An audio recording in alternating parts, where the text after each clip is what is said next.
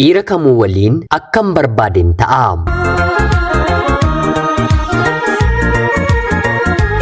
Yeroodhaaf maqaa kiyya himachuun barbaadu kanan dhaladheetti guddadhee Jiituu Magariituu Oromiyaa keessatti barnoota kiyyas kutaa 1 hanga 10tti baradheen ture. Haatii fi abbaan koo ana waliin dubartoota 2 kan godhatan yeroo ta'u carraa nu guddisuullee haga dhumaatti nu waliin ta'uu hin arganne. Abbaan kiyya barsiisaa mana barnootaa yeroo ta'u akkuma barsiisummaadhaan aanaa keenyatti qacarameen mooraa mana haadha kiyyaa kireeffatee jiraachuu jalqabee achumaan haadha koo barnoota kutaa 8ffaa barattu jaallatee wal jaallatanii barnoota kutaa 10ffaa addaan kuttee seera qabeessaan wal fuudhanii haadha manaaf abbaa manaa ta'uun waliin jiraachuu jalqabaniiru. Akkuma Jeneraal Taaddasaa Birruu dubbate namni barate mirga isaaf ni gaafataa ni qabsaa'aa jedha mitiiree. Abbaan kiyya barnoota qofaan otoo hin taane qabsoofillee nama duubatti hin jennedha.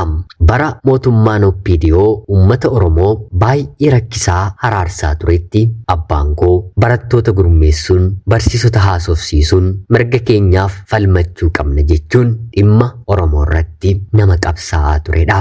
Maarree qaamni OPDO Oromoof hin dhaabbadhe jedhu aanaa keenya keessa jiru abbaa kiyyaatiin karaa kamiyyuu yaalee dadhabee aangoo maallaqa lafa kennuufiin waan gochuu danda'u erga irratti yaalee booda abbaan kiyya dinnaan mana hidhaa galchuu jalqabanii. Har'a hidhu borimmoo ni baasu, deebisanii hidhu ammas ni baasu. Kanaan yeroo tokko garuu abbaan kiyya walgayiidhaaf hiriyoota isaa waliin gara godina aanaa keenyaatti yeroo imalu uffata isaa keessatti meeshaa rasaasaa qaamni mootummaa icciitiidhaan kaa'uun abbaan kiyya meeshaa waraanaa gurguraa raabsaa jira jechuun harkaaf harkatti yeroo inni konkolaataarraa bu'u qabsiisanii abbaan koo achuma godinatti hidhamee himannis irratti banamee hidhaan waggaa 5 irratti murtaa'e.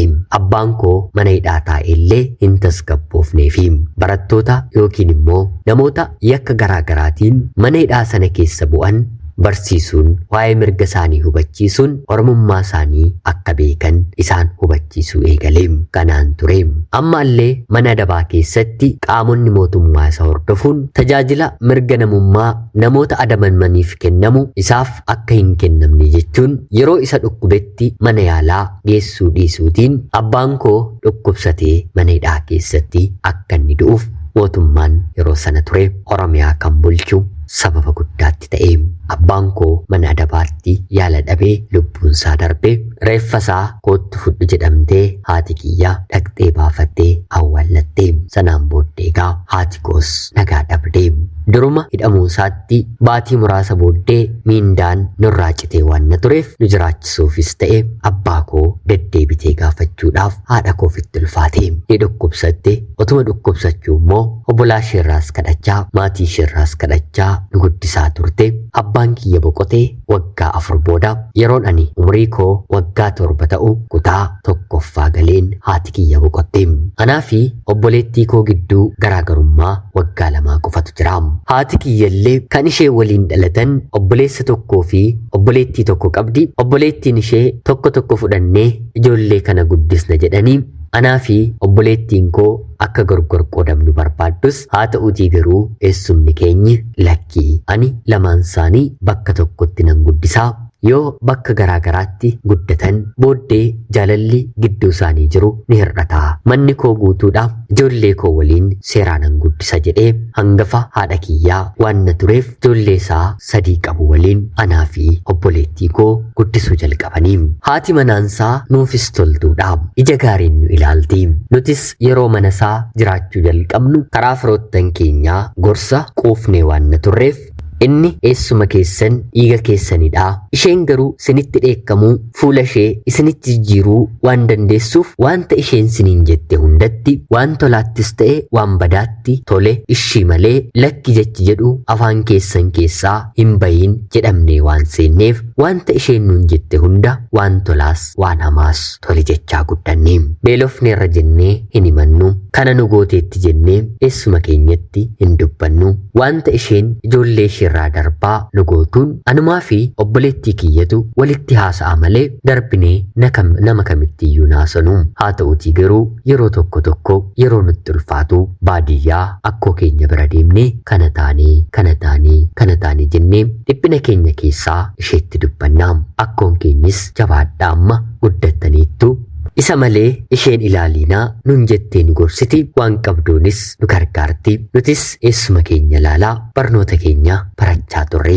Eessumni keenya garuu haadhaaf abbaa keenyayyuu nuuf caala jedheen afaan guuteen dubbachuu nan danda'a. Ijoollee isaaf waa tokko bituu yookiin immoo godhuu yaadeera taanaan dursee kan godhu nuyiifi. Ijoollee isaaf otoo hin bitiin nuuf bitaa. Ijoollee isaa keessaa hir'ata malee anaa fi obboleettii kootti isa biratti hin hir'atu. Haati manaansaas karaa kanaa yeroo tokko tokko nutti naaftee uffata fa'i inni nuuf fideera taanaan guyyaa inni mana hin jirre ijoollee ishee uffisatti, yeroo inni mana jiru immoo baastee nuuf deebisti. Bifa kanaan Rabbiif galanni haa ta'u gaariidha. Akka nama haadhaaf abbaa hin qabneetti daandiirrayyuu jiraachuun hin nuuf mala. Amantaa jedhu of keessatti waan na qabnuuf jireenyuma gaariitiin mana eessuma koo keessatti jiraannee guddanne. Kanaan ta'us garuu hammuma guddachaa dhufnu ilaalchi haati manaa eessuma keenyaa qabdu xiqqoo nutti jijjiiramaa dhufe. Ani amalaan isa na gammachiisus isa na gaddisiisus waliin tokko ta'ee danda'een jiraachuu nan danda'a. Adaadaan kiyyas gara fedhatti kolfitii dhiira dhalaan jettuu kuni ijoollee koo balleessiti jechuun reefuma yeroon ani kutaa 8 gahu na himachuu jalqabde. Ishee biratti akka ani kashlabbee dhiira waliin ooleen dhiira waliin bulu waan akkanaatti hin fakkaadha. Waan tokko yoo isheetti hin dubbadhu gonkumaa nan amantu. Lakki adaadoo waan akkanaan beeku yeroon jedhuuni ati akka namitti taanaan anu akkanadhaa jettee waan hin taane naaf deebisti. Ta'us garuu haadha koo mitire dhiiga kiyya keessa nama jiru waan hin taaneef ittiin qabamu. Guyyaa tokko garuu ana mucaa ishee dubaraa 3ffaa irratti dhalattu obboleettii koo taanee mana barumsaatii deebi'aa jirra. Barataan daree koo tokkos ana waliin deema. Adaadoo kan hin jedhuuni haati manaan eessuma kiyyaa midhaan bittee nama baachisteeti daandiirraa dhufaa jirti. Nuyi nu argite yeroos nutti hin dubbanne mana galtee garuu eessuma kiyyaatiin ijoollee kanan lamaan ammaaf ammatti narraan baastu taanaan anatu mana kanaa siif baha jettee yeroo kutaa 10 barannu nu himatte. Kanaan tole isheen guddoollee barnoota kutaa 10 yaa fixxu jedhee eessumni koo kadhannaan lakkii har'aa kaasee mana kanan bulanii mucaa kiyya dhiiraaf otoo haasofsiistuu ija kiyyaan hin argee jettee na himatte. Eessuma kiyya wanta ta'e hubachiiseera. Haa ta'uutii garuu jireenya taanaan guyyaa sana nageessee mana obboleettii isaa erga bullee naannoo torbee lamaas erga jiraannee booda mana nuuf kireessee ijoolleen kun walirraatii adda bahanii hin guddatanii jedhee wanta barbaachisu nuuf guutee hanga humna isaatiin nu barsiisuu jalqabe. Karaa haadha manaasaa ammas qofaasaa nu barsiisuunsaa dhiibbaa guddaatu irra gaha. Guyyaa ayyaanaa akka nutti hin dhaga'amneef mana isaatti ni fudhatee dhufa ture. Haa ta'uutii garuu haati manaansaa waggaa meeqa nu guddiste ija nutti baduu jalqabdee jennaan nutis ayyaana manaan baanu jennee manuma kireeffannee ooluu obboleettii koo waliin walitti bo'uu jalqabne. Kanaan barnoota kutaa 10ffaa maatirikiin baradhu qabxiinna jalaa hafe. Eessumni kiyya hafuunsaa anaaf gaariidha. Sababa keessanitti haati manaan koo wanta natti fiddu hin beeku. Amma ati jabaatteetta waan na ta'eef bara rakkinaaf isiniif ta'a kan hin jedhe warqeen harkaa, warqeen mormaa, warqeen gurraa kan haadha kee fi warqeen harkaa lamaan kan abbaa keessanii kaa'een jira. Isa gurgureen yoo hanqate itti dabaleen yoo irraa hafe immoo isinumaaf kaa'een ati biyya hambaa deemtaa. Isheen quxisuun immoo haa baratu mana obboleettii koo yookiin immoo adaadaa ishee teessee jedhee eessumni koo na gaafate. Anis hundaafuu qabxiin maatirikii na jalaa hafee lafa lixu dhabeen waan hin jiruuf tole jedheen gammadeen yaada isaa lamaan keenyuu fudhanne. Piroosesii waan hundumaas magaalaa Finfinnee na geessee naaf xumursiisee nagaadhaan gara biyya hambaatti maleen obboleettiin kiyyas adaadaa keenya waliin jiraachuu jalqabde. Haa ta'uutii garuu bakka ani hin jirretti amalli obboleettii koo ulfaataa waan na ta'eef adaadaa koo waliin baatii 2 ol jiraachuu hin dandeenye. Warqee gurguramerraa maallaqni hafee jira. Isa naaf kenniitii mana kireeffadheen qofaa kootti jiraadhaa. Wantan ta'u wanta rakkadhu hin qabu jettee eessuma koo gaafattee eessumni kiyya mirga isheedha jedhee maallaqa sana kennee fi anillee baatii 3 booddeedhaan bilbila gara isaaniitti bilbilee waan isheen irra jirtu kan hin gaafadhe. mardoo kana dubbii godhee fudhee dhagaheen obboleettii kiyya jabaadhuu baradhushi kanaan booddee natu si barsiisaa jedheen barsiifachuu jalqabee. Kana hundumaa gatii kan nutti baasaa nutti dhamaa kan ture eessuma koodha mitire. Eessumni kiyya yeroo hedduu fiildiidhaaf baadiyyaa waan deemuuf rabbumti naaf haa guutu jedheen maallaqa baatii 6 walitti qabeen motora yookiin immoo dogdoqqee biteefiin kuni kennaa kan koof kan obboleettii koodha. Oolmaa ati nuuf oltee fi gatii ati nuuf kanfalte kanaan kanfallee ofirraa baasuu dadhabnus dadhabinni kee miillaan deemuudhaati hodhu deemii Finfinnee bitadhu jedheen maallaqa sanaaf ta'u nan kenneefi innis ittiin galateeffate. Baay'ee wanta isa jaalladhu foon koo muree otoon kenneefillee wanta nan gaabbisiisneef eessuma kiyyaaf hin godhe. Sanaan booddee obboleettii koo barsiisaa waan ishee barsiisu barbaachisu guutaa fi kutaa 9, kutaa 10, kutaa 11, kutaa 12 ani ergan biyya hambaa deemee booda harka kiyyaan baradhe. Qofummaan yeroo isheetti dhagahamu ijoollee dubaraa baadiyyaarraa dhufan hiriyaa taatee fi of bira galchaa waliin barachaa barnoota ishee kan barattu yeroo ta'u yeroo walii galuu dadhaban immoo ofirraa baasaa bifa kanaan jiraachaa turte. Kanaan barnoota kutaa 12 illee fixxee qabxiin maatirikii garuu hin dhufneefii ture. Dirqamni ammallee kan koodha mitire gara godina aanaa keenyaa akka deemtu taasiseen kolleejjii dhuunfaa galmooftee akka barattuuf maallaqan ergee fi manallee kireeffattee akka haaraatti jiraachuu jalqabde. Naannoo waggaa tokkos erga fixxee booda ani biyya hambaatti waggaa 6 dabarseen biyya koo galeen hojii dhuunfaa koo banadheen maallaqan qabuun nan jiraadha. Maatiillee dhaabbadheen heerumeen jedheen karoorfadheen dhufe. Eessuma kiyyas dubbisee firoottan koos nagaa dhaameen torbee tokko mana isaaniirra erga naanna'ee booda obboleettii koo biraan dhufe. Obboleettiin koo manuma kireeffatte keessa waliin jiraachuun jalqabe. Akkuma dhufettis haala gabaa maal yoon jalqabe magaala kanatti na baasa jedheen barbaadeen mana kiraallee argadheen hojii buutikii uffata dhiiraaf kan dhalaa faashina ta'an sadarkaa isaanii eeggatan suuqii guddaa ana jedhame akka godina keenyaatti salphaatti beekamuu jaalatamuu danda'u wantoonni hedduun keessatti argaman baneen hojjechuu jalqabe. Hangamis ta'u al takkaatti maallaqa ofii waan kana dura hojjetaniin beekne irratti baasuun ulfaataa ta'us eessumni kiyya dhufee wantan godhe argee nama hojii kana beeku miindaa xiqqaadhaan naa qacaree maddiitti hojjechaa hojii sana baraa hojjechuutti hin fufee. Hojiin sunis yeroo gabaabaa keessatti bu'aa naa fiduu jalqabee haala hojii sanaas ittiin bare. Obboleettiin kiyyas barnoota ishee barachaa hojii kanatti na gargaaraa imala jireenyaa keenya itti fufne. Jalqaba waggaa 2 yookiin immoo haga obboleettiin koo barnoota ishee xumurtutti heerumuuf fedhii guddaan qaban ture.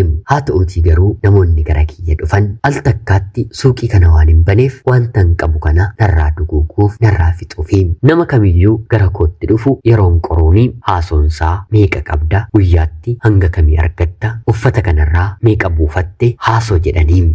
Haasoowwan kan ammoo gonkumaa hin jaalladhu. Haadha abbaa malee wantan guddadheef jaalala haadhaaf abbaa koo kana guutee haadha manaasaa obboleettii isaa kan na godhu dhiiran barbaadan ture. Haa ta'uutii garuu argachuu hin dandeenye. Hanga kanaatti kabaja koo guutuudhaan of eegeen gaa'ela koof of qopheessaan ture. Obboleettiin kiyya garuu faallaa kanaadha. Yeruma qofaatti mana kireeffattee jiraachuu jalqabderraa kaasee ijoollee dhiiraa garaagaraa waliin hariiroo jaalalaa jalqabdeetti. Mana kiraa kireeffatte keessatti illee baatii tokko baatii 2 ol maatiin kireessanii fi isheen tursanii baay'ee jabduudha. Dhiira barbaadde fidattee mana dhufti. Bakka obboleessi yookiin immoo abbaan hin jirretti maaliif kana goota jechuun ulfaataadha. Yeroon ani yaada kanaan akka obboleettii kootti gorsuuf yaadu kun yeroo kooti dhiira kamuu waliin akkam barbaade ta'uu nan danda'a. Booddee heerumuun koo hin oolu yookiin immoo akka haadhaaf abbaa koo umurii malee boollan seenaa jettee deebiin taane anaaf deebisti. Karaa kanaanis ishee abboomuu to'achuu hin danda'u. Humna kiyyaan ol nattaati. Otuma kanaan jiru hojii kiyyaa waggaa 2 hojjedheen bu'aa qabeettis nan ta'e. Mana ijaarrachuuf illee lafa bitadheera. Kanaan otoo hin jiruuti karaa obboleettii koo dargaggeessi tokko dhufee akkana jaallatu natti hime. Naannoo baatii 2 isa qoree homaa fedhii yaada maallaqaan na jaallachuurra seenaa jireenya keenyaatti gaddee sanaaf utubaa ta'uuf kan dhufe of fakkeessee natti siqee. Obboleettii koo waliin illee baay'ee walitti siqu. Ani harka caalu hojii irratti waan hin dabarsuuf yeroo bakka hojii kiyyaa dhufu obboleettii kiyya waliin illee ni haasa'a. Fiigichi kiyya ani maallaqa irratti waan na ta'eef yeroo ani kennuu fi yeroo boqonnaa, dilbata yookiin immoo sa'aatii nyaataa irratti. Kanaan walitti dhiyaannee gaaffii jaalalaa naaf dhiyeesse, darbe immoo gaaffii gaa'ilaas naaf dhiyeesse. Anis tole jedheen baay'eetti gammadeen keessa kootii jaalladheen kabaja darbummaa kiyyas amaneen dabarseen kenneefi. Obboleettii koorraas adda baheen kanaan booddee jireenya mataa koo jiraachuu na barbaachisa jedheen mana qofaatti kireeffadheen jaalallee koo kana waliin jiraachuun jalqabe. Konkolaataa bulchiinsa magaalaa keenyaa oofa yeroo hedduu anuma waliin dabarsaa. Yeroo hojii qofa fiigee dhaqee bakka barbaadamu deemee deebi'a. Guyyaa cidha keenyaas murree waliin jiraachuu jalqabnee baatii 8 booddee gaa'ela keenya haala gaariitiin ho'ifannee ni gaggeessina jennee walii gallee waliin jiraachuu jalqabne. Sadarkaa kanatti ani isaatiin akka abbaa manaa kootti, innis akka haadha manaa isaatti na ilaala. Kanaan yeroo konkolaachisu magaala tokkorraa gara magaala biraa yeroo deemu konkolaataa mootummaa waan ta'eef bakki taa'umsaa namni irra hin teenye yeroo jiraate namoota daandii irratti konkolaataa eeggatanii bakka tokko deemuu barbaadaniif maallaqaadhaan ni gaggeessaanii ture. Maallaqa sanas fuudhee maallaqa kootti dabalaa. Kuni kan keedhaa mataa keef kaawwadhu yeroo jedhu lakkii naan jedha. Keessumaa gara magaalaa Finfinnee fa'aa yeroo deemu maallaqa gaarii hojjetata. Inni maallaqa isaarratti na amaneera mitiire 10,000 5,000 akkaawuntii koorra galcha. Anis maallaqa koorratti isan amanu jedheen maallaqa kiyya suuta gara isaatti erguun booddee irratti yeroo Finfinnee deemu meeshaa tokkollee akka inni naaf fiduuf 100, 200 hanga 500tti irra kaa'uun jalqabe. Kanaan otoo jennu waliin jiraachuu jalqabnee naannoo baatii 6 yeroo finnu meeshaa kan koo fi kan mucaa hiriyaa kiyyaa hojiima akka koo naannoo kootti hojjetu konkolaataa FSR magaala keenyaatti fe'ee akka nuuf erguuf qarshii 700 akkaawuntii isaarratti hin galchee. Kan koo 400, kan hiriyaa kiyyaa immoo qarshii 300. Biteera jedhee suuraas kaasee konkolaataatti feesisee ergeera sa'aatii akkanaatti isin bira dhaqqabaa jedhee natti bilbilee. Ofii naannoo torbee 2 walgahii bulchitoota aanaa keenyaa kantiibaawwan fudhatee waan deemeeruuf yeroo walgahiin suni dhumuudhu qofa dhufa. Haa ta'uutii garuu konkolaataa inni itti ergeera jedhu sa'aatii inni jedhutti magaala keenya gahuu dida. Bilbila isaaniitti yeroo yaallu jalqabarra kaaneerra jedhanii nuuf hojjetee ture. Sanaan booddee garuu hojjechuu didee. Buleen meeshaan hin geenye yeroo jedhuuni ture siif hin bilbila naan jedhee. Xiqqoo ture naaf bilbilee anaafis bilbilli isaa hojjechuu dide naan jedhee. Guyyaa 2 bulla, guyyaa 3 bulla, guyyaa 4 bulla homaa meeshaan dhaqqabuu didee. Ofii walgahii xumuranii magaala keenya dhufus meeshaan keenyi garuu kan qarshii 700 kan koo fi kan hiriyaa koo harka keenya gahuu didee. Nagaheettiin gara kiyyaatti dabarsee hiriyaan kiyya waan qabuuf maallaqa kiyya naaf kenni jedhee ammaaf ammatti funyaan irra dhaabbatee na gaafate. Anis kan kooyyuu badeeraa kan kee qofa mitii yeroon jedhuuni akka barbaadde taate ani si amannaan maallaqa kiyyaan dhiira nyaachisteeti salphaatti sin gadhiisu jedhee na himate. Baatima sana keessa narratti murtaa'e qarshii 320 akkaawuntii koorraa baaseen kenneefi. Abbaan manaan kiyyaa akka dubartii miixattu hin miixataa. Ana faana ni ho'akkataa. Sagal bilbilaa halkan hin ciisu. Dhugaa manatti fakkaateera malee duubaan sharriin yookiin immoo takaallaan akkanaaf diriiree gonkumaa naaf hin galle. Naannoo baatii tokkoof torbee 2 konkolaataallee barbaade erga dhabee booda bilbilaan moodiidhaan nama waliin walii galee abbaan gabatee konkolaataa akkanaa naannoo akkanaatti argameera jedhee bilbilee fi bakka jirutti deemeen qaba jedhee konkolaataa baasiidhaan magaala keenyaa bahee deemee. Si waliin nan dhufa qabeenya koodha jennaan lakkii ani qabeenya keessiif hin deebisuu ani siif maalii jedhee na deebisee. Edaa anatu hin beekne malee waraqaa hojii gadhiisuu galfatee hamma suni ragga'uufitti eegaa ture. Guyyaa inni magaala gadhiisaa bahee galgalasaa suuqiin ani hojjedhuu fi walitti aanee jiru suuqiin 3 meeshaan mana keessaa tokkollee otoo nafiin saamamnee harka duwwaa ta'anii konkolaataadhaan nu jalaa onsanii badanii. Kanas yeroon itti himu isaan eessayyuun dhaqanii poolisii naannootti meeraa amma dafanii baasu naan jedhee abdii naaf kennee ture. Anis isarratti dhiiseen guyyaa tokko guyyaa 2 guyyaa 3 eegus haa ta'utii garuu sanaan booddee bilbila isaa cufate maqaa akkaawuntii kana dura qabus cufee baasaa fi galmasaa ana jalaa dhoksate. Kana qofaa miti kanan guddise haadhoo koo gadameessa tokko keessaa baanee akka nuti obbolaa taanee guddannuuf eessumni keenyi wal biratti dhama'ee nu guddise obboleettiin kiyya inni deemee torbee booddee hojii argadheera jettee gara magaalaa bakka biraa deemte. Sanaan booddee naannoo baatii 4 jireenyaan ani dabarse kana jedheen jechaan isinitti dubbachuu hin danda'u. Wanti hin qabu hundi duwwaa ta'e maallaqni hojii koos kanan banee hojjechaa tures mana keessa meeshaan jiru miileenaan kan lakkaa'amu kan koo fi kan namoota naannoo koo jiru duwwaa taane hojii sana dhaabne. Hojiin kiyya na jalaa dhaabbate. Obboleettii koo bira deemeellee akkan tasgabboofneef bakka jirtu isa sirrii natti naasoftu har'a biyya kanan jiranaan jetti bultee biyya kanan jiranaan jetti hojii argadheeras hin argannes naan jetti. Isheenis haasoo bitaa namatti galaa natti baay'ee na dhukkube of ta'uu ofittiin deebi'uun dadhabe jajjabaachuun natti ulfaate dhamaatiin koo waggaa amma kanaa harka duwwaatti hafe. Sanaan booddee baatii 4 erga guutee booda eessumni kiyya gara kiyya dhufee obboleettii keetu si jalaa fudhateeyyuu otoo jedhamee kanaan booddee waan darbetti hin gaddiinii ati nama cimtuu taataa waaqtisin cimtuu gochuuf qorumsa kana hundumaa keessa si darbisiisaa jira. Qabeenyi fixeensadha hin dhufas hin badas borati jireenya kanaa olii jiraatta malee kanaa gadiin jiraattu of jajjabeessinaan jedhee. Baatii 4 booddee magaala ta'etti obboleettii kiyyaaf abbaa manaa koo namni wal biratti argee isaan dubbisee qabeenya kiyya akka fudhatanii badan waan hin beekneef obboleettiin kee ulfa guutuudha si malee isheen yoom heerumtee odeeffannoo jedhu bilbilaan na dhaqqabsiise. Anis edaa'ee dubbiin kanaa durayyuu yeroo akkana walitti maxxantan naaf hin tolle ture. Jireenya gaarii rabbi siniifaa godhu ormaan otoo hin taane obboleettii makiyyatu kanaan nagahee jedheen rabbitti dhiise. Eessumni kiyya anaaf dabarsee himuu jibbeeti malee dursee obboleettiin kiyya kan akkanarratti goote waan beekeef sammuu kiyya naaf qopheesseera. Haa ta'u jedheen torbee 2 boo'een kanaan booddee akkamittiin jiraadha jedheen jireenya haaraa yaaduun jalqabee. Eessumni koo motora manani biyya hambaa ergan deemee boode bitee fi si'a 3 immoo akkas gurguree motora gara biraa qabateera. Ishee anaaf gurguree hodhu kana waan tokkoof yoo siif taate naan jedhee naaf kenne. Isa eessumni kiyya karaa naaf baneen waajjira liqiif qusannaa Oromiyaa yeroo ammaa kana Waalqoo kan jedhamerraa qarshii 300 liqiin argadhe.